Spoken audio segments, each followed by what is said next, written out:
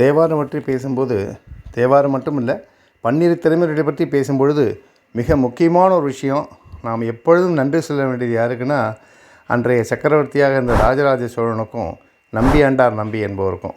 ராஜராஜ சோழன் தான் அந்த சிதம்பரத்தில் இருந்த ஓலைகள் எல்லாமே, அந்த சுவடிகள் எல்லாமே கரையானுக்கு எதையாகி போய் கொண்டிருக்கிறதுன்னு தெரிஞ்ச உடனே இதை உடனே தொகுத்து செய்யணும் அப்படின்னு சொல்லி நம்பியாண்டார் நம்பி என்பவரை அந்த வேலைக்காக பணித்து அவர் மிக அருமையாக செய்து அப்படி தான் இந்த பன்னிரு திருமுறை தொகுக்கப்பட்டது. நம்பியாண்டார் நம்பி இல்லை என்றாலோ, ராஜராஜ சோழனுடைய இந்த கட்டளை இல்லை என்றாலோ நிச்சயமாக நமக்கு இந்த பன்னிரு திருமுறை கிடைத்திருக்காது. அதனால் காலம்பூராம் நம்ம ராஜராஜ சோழனுக்கும் நம்பியாண்டார் நம்பிக்கும் இந்த திருமுறைகளை தந்ததற்கு நன்றி சொல்ல வேண்டும். பின்னால் அப்படி தான் ஊவேசா வந்து ஐம்பெருங்காப்பியங்களை நமக்காக ரொம்ப கஷ்டப்பட்டு தொகுத்து கொடுத்தார். இது மாதிரி தமிழை வளர்த்தவர்கள் இந்த சான்றோர்கள், இவர்களை நாம் நினைவில் வைத்துக் கொள்ள வேண்டும். இவர்களுக்கு சிலை, இவர்களுக்கு மணிமண்டபம், இவர்களை பற்றிய பாடங்கள், அதுதான் நமக்கு தேவை, அடுத்த தலைமுறைக்கும் தேவை. தொடர்ந்து நாம் தேவாரம் பற்றி பார்ப்போம். நன்றி. இந்த தேவாரம் திவ்ய பிரபந்தம் அடுத்த தலைமுறைக்கு கொண்டு செல்ல வேண்டும். அதை ஒரு சாமாக தொடர்ந்து எடுத்துக்கொண்டு செல்லும் தேஜஸ் ஃபவுண்டேஷன் மற்றும் கீழாபூர் அவர்களுக்கு மனப்பூர்வமான நன்றி. 20 நிமிடத்தில் தேவாரம் பேசணும்னாங்க அப்படின்னா இதில் போட்டிருந்தது பத்திரிகையில். இங்கே பேசும்போது 15 நிமிஷத்தில் பேசிடலாம், இந்த தேர்தல் நேரம் 15 சீட் இருந்தாலும் 5 சீட் தான் இந்த மாதிரி குறைச்சிட்டு இருந்தாங்க. இருந்தாலும் விடாபடியாக வாங்குவோம்னு சொல்லுவாங்க இல்லையா, அந்த மாதிரி ஒரு 15 to 20 முடிச்சிடலாம் அப்படிங்கிற ஒரு நம்பிக்கையில் நான் வந்திருக்கேன். ஏன்னா கண்ணதாசன் சொல்லுவார், கங்கை வெள்ளம் செம்புக்குள்ளே அடங்கி விடாது என்று. அதுபோல தேவாரத்தை 15 நிமிடத்தில் 20 நிமிடத்தில் எப்படி அடக்குவது மிகவும் கடினமான ஒன்று. இருந்தாலும் மரபு கவிதையை எப்படி ஹைக்கு என்று சொல்கிறோமோ அப்படி இன்றைக்கு நாம் தேவாரத்தை பார்க்கலாம் என்று சொல்கின்றேன். தேவாரம் திவ்ய பிரபந்தம் இரண்டுமே என்ன கேட்டால் கண்ணதாசன் அடிக்கடி சொல்லுவார், வார்த்தையும் சொல்கிறான். அந்த வார்த்தைகள் என்பது வாத்சல்யமாக மாறுகின்றது. இறைவன் மீது உணர்வு பூர்வமாக அன்பாக, இறைவன் அந்நியன், இறைவனை வணங்க வேண்டும் என்றால் நிறைய இதெல்லாம் பண்ணணும், அதே மாதிரி இறைவன் தள்ளி இருக்கானோ அந்த பயமெல்லாம் இல்லாம இறைவனை எப்படி ஆண்டாள் கொஞ்சுகிறாளோ அப்படித்தான் இந்த தேவாரத்தை கொஞ்சப்படுகிறார் இறைவன். அவனை சர்வசாதாரணமா வார்த்தைகள் உபயோகிக்கிறார், உள்ளங்கவர் கல்வன்கிறான். இந்த மாதிரி வார்த்தையெல்லாம் வேற எங்கே? எதுங்க தமிழ்? இதான் தமிழ். தமிழை வளர்த்தது யார் என்று சொன்னார்கள். உன்னுடைய தமிழை வளர்த்தது ஆன்மீகம். இது தெய்வீக பூமி, ஆன்மீக பூமி. எனவே இந்த தேசத்திலே தமிழ் வளர்ந்ததே, மொழி வளர்ந்ததே ஆன்மீகத்தான். யோசிப்பாங்க, இங்க என்னெல்லாமோ பேசுறோம். 7ஆம் நூற்றாண்டுல உள்ளங்கவர் கல்வன் ஒரு வார்த்தையை தூக்கி போட்டிருக்கான்னா அவன் எவ்வளவு பெரிய ஆளா இருக்க யோசிப்பாருங்க. தமிழ் மீது எவ்வளவு அழகு, இந்த ஆண்டவன் மீது எப்படி அவனுக்கு ஒரு வாத்சல்யம். ஆகவே தேவாரம் என்றாலே மாலை, அதாவது தே பிளஸ் வாரம் என்கிறார்கள். தேவாரம் என்பது ஒரு பாடப்பட்ட மாலை, தே பிளஸ் ஆரம். இது எப்படி இருக்குன்னா அப்பறே பாடுகிறார், நாமார்க்கும் குடியெல்லோம் என்றெடுத்து நான்மறையில் கோமாவை நதியினுடன் குளிர்மதி வாழ் சடையனை தேவாலை செந்தமிழின் செழுத்திரு தாண்டகம் பாடி என்று பாடுகிறார். அப்ப தேமாலை என்றாலே தெய்வத்துக்கு சுட்டும் மாலை.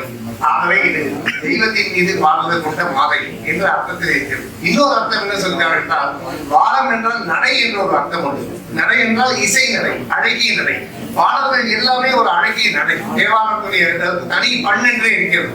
எப்படி கர்நாடக இசையிலே ராகங்கள் என்று இருக்கின்றனோ அதே போல தேவாரத்திற்கு என்று பண் இருக்கின்றது. அந்த பண் என்பது மிக அழகான ஒன்று. அந்த பண்ணை நாம் கேட்டுக்கொண்டே இருக்கலாம். அது ஒரு தனி அழகு. எப்படி கர்நாடக இசையில ராகங்களோ அதே போல அந்த பண் என்பது அவ்வளவு அழகு. ஆக இந்த பண் தான் பண்பாடை கூறுகின்ற பண்ணை கொண்ட தேவாரம் என்று சொல்லலாம். இந்த தேவாரத்துடைய அழகு நிறைய நம்ம பார்க்கலாம். சொன்ன மாதிரி இந்த குறிப்பிட்ட நேரத்துக்குள்ள நம்ம முடிஞ்சதை பார்ப்போம். 12 திருமுறைகள் என்று நாம் பேசுகின்றோம். 12 திருமுறைகள் முதல் 7 திருமுறை தான் தேவாரம் என்று அழைக்கப்படுகின்றது. அந்த முதல் 3 திருஞான சம்பந்தர், அடுத்த 3 4, 5, 6 என்பது திருநாவுக்கரசர், 7வது சுந்தரர். ஆக 7 திருமுறை என்பது தேவாரத்தோடது. அதற்கு பிறகு 8ஆம் திருமுறை திருவாசகம் மணிவாசகர், அதற்கு பிறகு 9வது திருமுறை திருப்பல்லாண்டு, 10வது திருமுறை திருமந்திரம் திருமூலர், அதற்கு பிறகு 11 ஆற்றுப்படை நக்கீரர், 12வது பெரிய புராணம் அடியோருடைய கதை. இப்படி ஆக 12 திருமுறையிலே முதல் 7 திருமுறை தான் தேவாரம் என்று அழைக்கப்படுகிறது. 7ஆம் 8ஆம் நூற்றாண்டுல எந்தவித வசதிகள் இல்லாத பொழுது அவர் எங்க நம்ம இப்ப ஊவே சாமிநாராயணர் எப்படி நமக்கு இலக்கியங்கள் 50 காப்பியங்களை எடுத்து ரோடு இல்லாத இடம் அங்கெல்லாம் வண்டி வண்டியா போய் எப்படி அதை தொகுத்து கொடுத்தாரோ அதே போல இவர்கள் ஒவ்வொரு ஊரிலும் சென்று பாடியிருக்கிறார்கள். இதுல வந்து பெரிய புராணத்துல எந்த ஊரு, எந்த கோவில், எந்த பாடல், அந்த அளவுக்கு அதை பகுத்தறிந்து கொடுத்திருக்கிறார்கள். நம்ம சொன்னது போல அதை படிக்க படிக்க அழகாக இருக்க வேண்டும். ஆனால் அதை எப்படியாவது படிக்கணும். நான்லாம் படிக்கும் போது பள்ளிக்கூட பாடத்திட்டத்துல சிலபஸ்ல தமிழ்ல வந்து தேவாரம் உண்டு, திருவாசகம் உண்டு, எல்லாம் படிச்சிருக்கோம். இப்ப எதுவுமே இல்லாம போச்சு. அப்ப என்ன பண்றது? தேவாரம்னா ஏதாவது தெரியுமா? தான் என்ன ஊர் ஒண்ணு இருக்கு, எங்க ஊர் ராஜபாளையம் பக்கத்துல தேவாரம் ஊர் இருக்கு, ஒரு போலீஸ் ஆபீசர் இருந்தா தேவாரம். ரெண்டாவது தெரியுமா கூட, அது கூட இந்த தலைமுறைக்கு தெரியுமான்னு தெரியாது. ஆக ஏன்னா அவங்க சொன்னாங்க அழகா, வாட்ஸ்அப் தான் உலகம் ஆகி போச்சு. ஆனா இது தமிழுக்காகவும் அழகுக்காக கத்துங்க. ஆன்மீகத்தை ஓர கட்டுங்க. நீங்க சொல்ற மாதிரி ஆன்மீகமே வேணாம், தமிழுக்காக கத்துங்க. இப்படிதான் வார்த்தைகள் போட்டிருக்கிறார்கள் என்று அப்படி ஊராக 7ஆம் நூற்றாண்டு 8ஆம் நூற்றாண்டே பௌத்த சமண மதங்கள் ஓங்கி இருந்த நேரத்திலே இவர்கள் சைவத்தை நிலைநாட்டி இருக்கிறார்கள். தமிழ் வேதம் என்று நாம் தேவாரத்தை கூறுகின்றோம். ஒவ்வொன்றும் அந்த ராகமே அழகு. தோழி பங்கன் விடமுண்ட கண்டன் மிக நல்ல வீணை தடவி மாசரு திங்கள் கங்கை முடிமேல் அணிந்து உளமே புகந்து அதனால் ஆசரு நல்ல நல்ல. இது ஒரு தனி அழகு. இந்த பண் என்பது இந்த கோவில்ல அந்த காலத்துல சொல்லுவாங்க, இன்னிசை வினையர் யாழின ஒருவார் இருப்பொடு தோத்திரம் இயம்பினர் ஒருவார் மணிவாசகர். ருக்வேதம் முதல்ல பாடுவாராம், அதுக்கப்புறம் தேவாரம் ஓதப்படுகின்றது. வேற இல்ல, இந்த நாட்டுல வேதமே கிடையாது, நாங்க தான் கண்டுபிடிச்சோம். புதுசா தமிழ்னு பேசுறவங்களுக்கு இந்த 7ஆம் நூற்றாண்டுல இருப்பொடு தோத்திரம் இயம்பினர் ஒருவார் முதல்ல வேதம் ஓதப்படுகிறது, பின் தேவாரம் ஓதப்படுகிறது. நம்ம கோவில எவ்வளவு நாளைக்கு பார்த்துருக்கோங்க. ஓதுவார் அந்த கையில அந்த சிஞ்சா வச்சுட்டு அழகா கற்பூர ஆரத்திக்கு முன்னாடி அந்த ஓதுவார் பாடினதுக்கு அப்புறம் தான் கற்பூரம், நாதஸ்வரம், அந்த ஓதுவார் பாடல், வேதம், இதெல்லாம் இணைந்ததுதான் கோவில். இந்த கோவில் என்பதே ஒரு இறைவன வழிபாடு மட்டுமல்ல, பல்வேறு இந்த சூப்பர் மார்க்கெட் என்ன சொல்றாங்க, மல்டி ஸ்பெஷாலிட்டி, அதுதான் கோவில். என்னதான் போர்க்காலத்துல கோவிலுக்குள்ள அடைக்கலம் பண்ணிக்கலாம், மழை பெய்யும் போது கோவிலுக்குள்ள எடுத்துக்கலாம், மொத்தமா ஒரே இடத்துல மன்னன் எல்லாரையும் பார்க்கலாம், எல்லாருக்கும் ஒரே நேரத்தில் சாப்பாடு கொடுக்கலாம், ஒருத்தர் எல்லோரும் சேர்ந்து இன்னைக்கு ஸ்ட்ரீட் வாக்குன்னு போறாங்க. இந்த பைத்தியக்காரத்தம் மிக அழகாக அந்த காலத்துல கோவில்ல எல்லோரும் கூடலாம். ஆக குடியிருந்து குழந்தைகள் இருப்பவைங்கிற ஆண்டாள், இதெல்லாம் கோவில் இருந்திருக்கு. கோவில் என்பது வெறும் ஆன்மீகம் மட்டுமல்ல, நமக்கு தமிழை கற்றுக் கொடுக்கிறது. வேலை சிறு தொழில்கள் சுத்தி பாருங்க, எவ்வளவு இண்டஸ்ட்ரி வளர்ந்து பாருங்க. பூ இண்டஸ்ட்ரி, பூ இண்டஸ்ட்ரி, குங்கும இண்டஸ்ட்ரி, கற்பூர இண்டஸ்ட்ரி, அதுக்கப்புறம் ஓதுவார்கள், நாதஸ்வர வித்வான்கள், எப்படி எல்லாம் சிறு தொழில் குறு தொழில் சொல்லலாம். Make in India, start up India அன்னைக்கே ஆரம்பிச்சாச்சு. ஆக இதெல்லாம் தான் நம்ம தேசத்துடைய பெருமை. இதெல்லாம் கொண்டு போன பெருமை இந்த நாயன்மார்கள். நிச்சயமாக ஆழ்வார்கள் நாயன்மார்களை சாரும் இந்த 7-8 நூற்றாண்டுல மிக அருமையாக இந்த தமிழையும் இறை தன்மையையும் கொண்டு சேர்ந்திருக்கிறார்கள். ஞானசம்பந்தர் 3 வயதிலேயே ஞானப்பால் பார்வதியால் அழிக்கப்பட்டு அருமையான பண்ணன். அவருடைய முதல் பாடல் எல்லாருக்கும் தெரியும், தோடுடைய செல்லியங்கள். ஆம்பளத்தோட போட்டது இன்னைக்கு பேஷன், அன்னைக்கே பரவசியம் கொண்டு வந்தாங்க.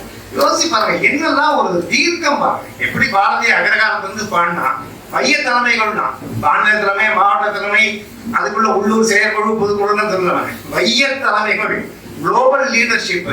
கடையத்துல அகரகாலத்துல ஒரு பிராமண குடும்பத்துல பிறந்த சுப்பிரமணிய பாரதி அப்படி யோசிச்சிருக்காங்கன்னா யோசிச்சுப்பாங்க. பெரிதினும் பெரிது கேளுங்கிறான் புதிய அதி சொல்றாங்க.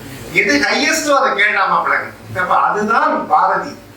எல்லாம் மணிவாசகர் அழகா படிக்கிறது. முல்லை பழம்பொருக்கும் முல்லை பழம்பொருளே பின்னை புதுமைக்கும் வேற்றுமை பெற்றேனேங்கிறது. இறைவன் யாரு? பழமைக்கெல்லாம் பழமையானவன். சொல்லுவாங்க நீங்க அதுக்கு பேர் ஆன்டிக். அந்த ஆன்டிக்ல ஹையஸ்ட் ஓல்டஸ்ட் யாருன்னா பரமசிவன். வெறும் ஆன்டிக் தானா? அதே தான் பார்த்துட்டு இருக்கணுமா? லேட்டஸ்ட் என்ன வந்திருக்கு? சாப். லேட்டஸ்ட் என்ன ஐபாட் வந்திருக்கு? அதுவும் சிவன் தான். முன்னை பழம்பொருக்கும் முன்னை பழம்பொருளே பின்னை புதுமைக்கும் வேற்றுமை பெற்றேனே மணிவாசகர். ஆக இப்படி எல்லாம் தமிழை வளர்த்தவர். அப்படி ஞானசம்பந்தர் முதல் பாடல், தோடுடைய செவியன் மடையேறி தூவன் மதிசூடி காடுடைய சுடலை பொடி பூசி என் உள்ளம் கவர் கள்ளம். காதலிக்கு பேசுற மாதிரி இறைவன் அனைவரும் இருப்பாங்க. ஆண்டாள் தமிழப்படுத்தான். காதலியை கொண்டு நோக்குவது போல இறைவனை என்னோடு இருக்கிறான். உணர்வு பூர்வமாக அந்த வார்த்தை வாத்சல்யம், அது ஒரு அபிமானம், அதுதான் அவங்க. ஏழுடைய மலரால் உன்னை நாட்பணிந்து ஒத்த அருள் செய்த ஈடுடைய பிரம்மாபுரம் மேவிய பெண்மான் இவனன்றே. அவருடைய முதல் பாடல் ஞானசம்பந்தர். சுந்தரர் அவர் தோழனா இருந்தவர். அதனால மாப்பிள்ளை என்ன கூப்பிட்டார் சிவபெருமான். எனக்கு 2 பிள்ளாட்டி உனக்கு 2 பிள்ளாட்டிலாம் சொல்லியிருக்காரு சுந்தரர். கண்ணதாசன் கம்பராமாயணத்தை பற்றி கவியர் போது சொல்லுவாரு, நான் உடனே ராமனை பத்தி பாட முடியும், எனக்கு தசரத்துக்கு 3 கொண்டாடி அதனால எவ்வளவு பிரச்சனை தெரியும், எனக்கு 3 பொண்டாட்டி, எனக்கு எவ்வளவு பிரச்சனை தெரியும். அதனாலதான் நான் பேச முடியும் கம்பராமாயணத்தை கண்ணதாசன் தருவான். அத அந்த காலத்திலேயே சுந்தரர் சொல்லியிருக்காரு, எனக்கு 2 பொண்டாட்டி, உனக்கு 2 பொண்டாட்டி. ஆனா யோசிச்சு பாரு, உனக்கு நிச்சயமா அந்த கஷ்டம் தெரியும். சிவனை பார்த்து நக்கலா பாடுறாரு. என்னமா சொல்றானா, இவ்வளவு பெரிய உன்னுடைய கூந்தல்ல கண்டியை வச்சிருக்கே, ஒரு பொண்ணா சவந்தா அவனுக்கு எவ்வளவு பிரச்சனை இருந்திருக்கும், பொண்ணால எவ்வளவு பிரச்சனைகளும் உனக்கு தான் தெரியும். எனக்கு அது மாதிரி இருமனைன்னு சொல்றது விளையாட்டாக அந்த பாடலிலே நகைச்சுவையாக, அதாவது எந்த அளவுக்கு இறைவனை அந்நியப்படுத்தாமல் ஒரு தோழனாக கொண்டு சென்றிருக்கிறது. இதெல்லாம் படிக்க வேண்டாம் அந்த தமிழ். தமிழ் தமிழ் தமிழ் மாநகராட்சி மேல வாழ்க அப்படின்னு என்ன தமிழ் வளர்ந்துருமா? தமிழ் வளர்ற ஒரே ஒரு மாளிகை தமிழை வச்சு விருது கொடுத்தா தமிழ் வளர்ந்துருமா? தமிழை வளர்க்க வேண்டும் என்றால் ஆன்மீக கொள்கை கற்றுக்கொள்ள வேண்டும். அதே போல சுந்தரர் பித்தா வரைசூடி பெருமானே அருளாளா எத்தான் மறவாதே நினைக்கின்றேன் மனத்துணை வைத்தாய் பெண்ணை தென்பால் வெண்ணி நல்லூர் அருட்துறை அத்தா உனக்கு ஆளாயிட்டேன். அத்தான அப்பா, இலங்கையில இன்னும் அத்தான்னு தான் கூப்பிடுறாங்க. அப்ப அத்தா என்ற வார்த்தையில எவ்வளவு அழகா வந்து பாருங்க. நிறைய இடங்களை யூஸ் பண்ணிருக்காங்க. அத்தா நானும் அமுதன் கூடி திசைக்க பேசுவாய் வந்தும் கடைவாய்னு மாணிக்க வாசகர் பாடுறாங்க. சத்தங்கிற வார்த்தையில நமக்கு மறைஞ்சு போச்சு. ஆக தமிழ் மட்டுமல்லாமல் சமையலே ஆக கூட்டுறாயின வாறு என்பது திருநாவுக்கரசே 3வது. இது ஒன்றே சொல்ல வேண்டும்னா, இந்த பண் என்று சொன்னேன், அதுக்கும் கர்நாடக இசைக்கும் ஒன்று போல தொடர்பு நிறைய உண்டு. நட்டப்பாடை என்று பண் என்றால் அது கம்பீர நாட்டை என்று கர்நாடக இசை ராகம். தக்கராகம் என்று இதை பண் என்றால் அது காம்போதி என்ற ராகம். அதே போல தக்கேசி என்றால் அது காம்போதி, குறிஞ்சி என்றால் அரிகாம்போதி, சிங்களம் என்றால் மாயாமாள கோடை. இப்படி கர்நாடக இசையை போலவே அந்த பண் அந்த காலத்தில் இருந்து அதனாலதான் அது மிக சிறப்பாக பேசப்பட்டது. நான் சொன்னது போல இன்னிசை வீணையில் யாழினர் ஒருவாள் இருங்கொடு தோற்றம் ஏங்கனர் ஒருவாள் யாழ் எல்லாம் வருது. ஒவ்வொரு தேவாலயங்கள்ல பாத்தீங்கன்னா இசை கருவிகளும் வருகின்றன. யாழ், வீணை, துந்துவி, குழல், உடுக்கை, மிருதங்கம், மத்தளம் என்றெல்லாம் வருகின்றன. அதே போல ஒரு பாடலிலே தேவாலயத்திலே அப்புறம் பாத்தீங்கன்னா காவலோடு வேதிகள் சங்கு முதல் யாழ் முழவு காமருவு சீர் மாலை வழிபாடு செய்து மாதவர்கள் ஏற்றி மகிழ் மாகடூராம் என்று பாடுகிறார். ஆக இப்படியெல்லாம் இசை கொண்ட கருவிகள் எல்லாத்தையும் கொண்டு சென்று மிக அற்புதமாக தேவாரம். இந்த தேவாரத்தை முதலில் பாடியவர்களுக்கு பிடாரர்கள் என்பார்கள். முக்கியமான செய்தி ஒன்றை சொல்லிவிட்டு என்னுடைய பேச்சை முடித்துக் கொள்கிறேன். இந்த பிடாரர்கள் என்று அழைக்கப்பட்டார்கள் பதிகம் பாடியவர்கள். பதிகம் என்றால் 10 வரிகள் கொண்டது. இந்த பதிகத்தை பாடும் பொழுது ராஜராஜ சோழன், ராஜேந்திர சோழன், நந்திவர்மன் இவர்கள் கல்வெட்டிலே பதிக்கப்பட்டிருக்கிறது. இன்றைக்கும் பல கோயில்களில் இருக்கின்றது.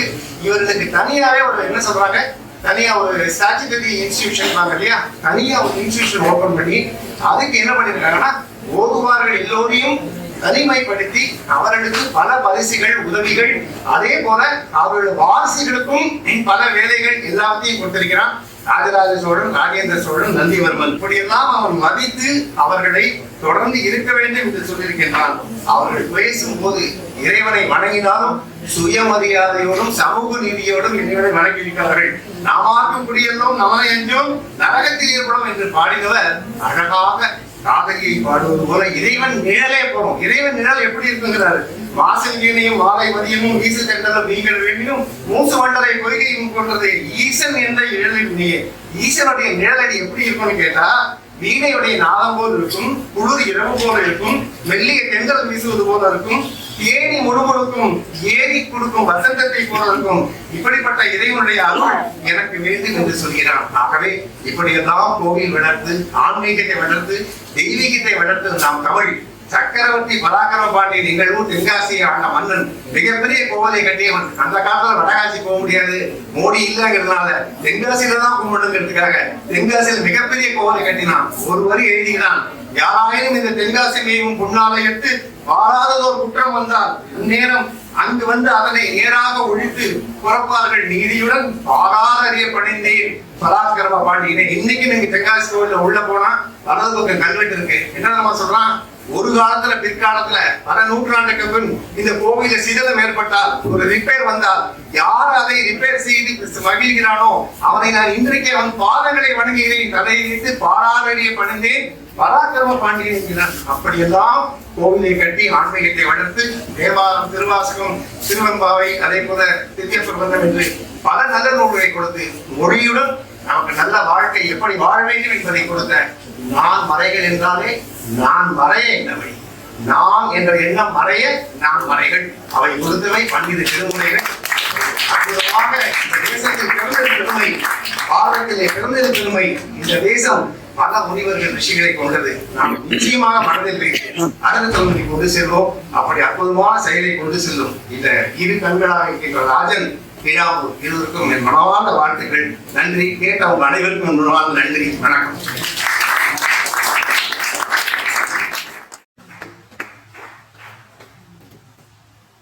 நன்றி.